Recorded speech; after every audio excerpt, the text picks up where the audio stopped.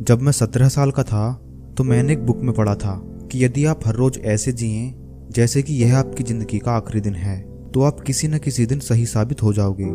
यह विचार मेरे दिमाग पर छा गया और तब से मैंने हर सुबह शीशे में खुद से यह सवाल किया है कि अगर ये दिन मेरी जिंदगी का आखिरी दिन होता तो क्या मैं आज वो करता जो मैं करने वाला हूँ। और जब भी लगातार कई दिनों तक जवाब नहीं में होता तब मैं समझ जाता हूँ कि कुछ बदलने की ज़रूरत है, कुछ नया करने की ज़रूरत है। स्टीव जॉब्स की इस स्पीच में बहुत ही गहराई है। अगर आप इस बात को ध्यान से समझें तो यह आप में एक अलग ही ऊर्जा भर देगा। और इससे भी ज़्यादा ऊर्जावान उनके जीवन की कहानी है। यह ऐसी शख्सियत थी जिन्हें न अपने पैसे से प्यार था और न ही पैसा उनकी पहचान थी, बल्कि लीक से हटकर सोचना तथा तकनीक को नए रूप में परिभाषित करना उनके प्रबल व्यक्तित्व की विशेषताएं थीं। लेकिन स्वयं स्टीव जॉब्स के लिए उनकी जिंदगी कभी आसान नहीं रही। उनका प्रारंभिक जीवन काफी भ्रम और उथल पुथल से भरा हुआ था। तो बिना समय गवाए उनके बारे में शुरू से जानते हैं। स्टीव जॉब्स का जन्म 24 फरवरी 1955 में कैलिफोर्निया के सैन फ्रांसिस्को में हुआ था। उनका वास्तविक नाम स्टीवन पॉल जॉब्स था, जो उनको गोद लेने वाले माता पिता क्लारा और पॉल जॉब्स से मिला था। दरअसल उनके वास्तविक माता पिता की आर्थिक स्थिति बहुत ही खराब थी और वे ये नहीं चाहते थे कि उनके बच्चे को भी अभावग्रस्त जिंदगी में जीना पड़े।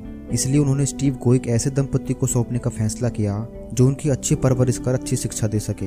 उनके पिता पॉल जॉब्स एक इलेक्ट्रिकल वर्कशॉप चलाते थे, इसलिए स्टीव का ज्यादातर समय अपने पिता के साथ उनकी मदद करने में व्यतीत होता। यही वो माहौल था जिसने उन्हें चीजों को सही रूप में जोड़कर नई चीजों को बनाना सिखाया और फिर धीरे धीरे इलेक्ट्रॉनिक उनका शौक बन गया।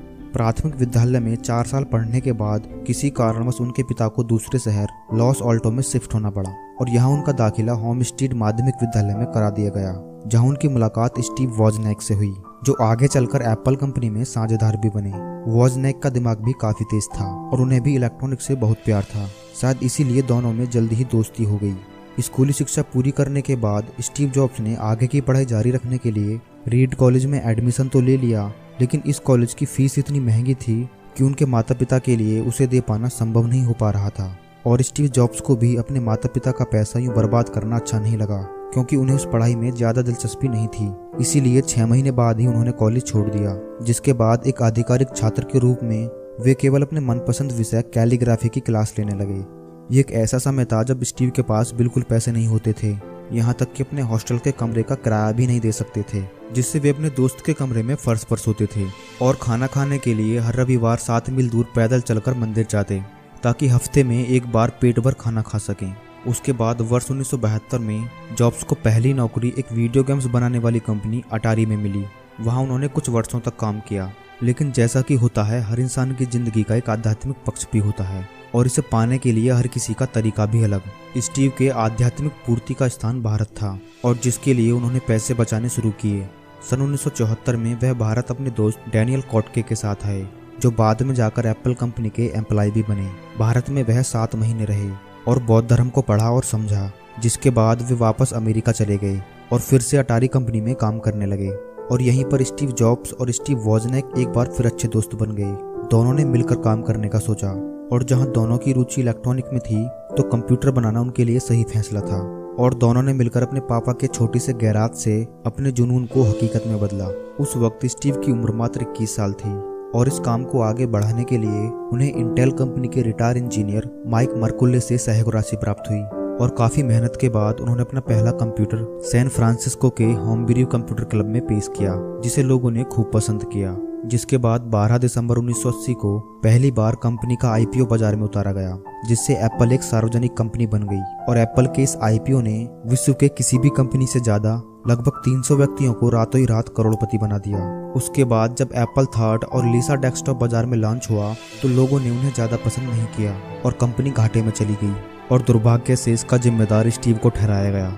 और 17 सितंबर 1985 में कंपनी के बोर्ड ऑफ डायरेक्टर ने स्टीव को कंपनी से निकाल दिया, जिसके बाद वो टूट चुके थे।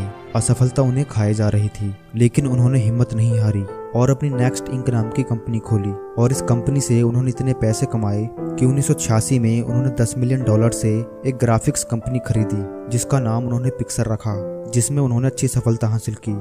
और इधर स्टीव जॉब्स के बिना एप्पल कंपनी घाटे में चल रही थी। तब एप्पल ने $477 मिलियन से नेक्स्ट कंपनी को खरीद लिया और स्टीव जॉब्स बन गए एप्पल के सीईओ। जिसके बाद उन्होंने एप्पल के अनोखे प्रोडक्ट निकाले, जैसे आईपॉड्स, आईट्यून्स, और 2007 में एप्पल का पहला मोबाइल फ़ोन निकाला, जिसने मोबाइल फ़ोन के बाजार में क्रांति ला दी थी, जो आज भी लोगों के दिलों में छाया हुआ है। 5 अक्टूबर 2011 को मात्र 56 वर्ष की आयु में कैंसर की बीमारी के चलते उनका निधन हो गया, और अगले ही दिन कैलिफोर्निया के राज्यपाल द्वारा उस दिन को स्टीव जॉब्स डे के रूप में मनाने की घोषणा कर दी गई। थिंक डिफरेंट, यह स्टीव का मूल मंत्र था। कितना छोटा सा शब्द लेकिन कितनी गहराई से लदे हुए इसी शब्द के भरोसे उन्होंने उद्योग जगत को बदला। उनका हमेशा से यह मानना था कि जीवन में यदि हमें सफल होना है तो किसी का भी इंतजार किए बिना अकेले चलना सीखना होगा।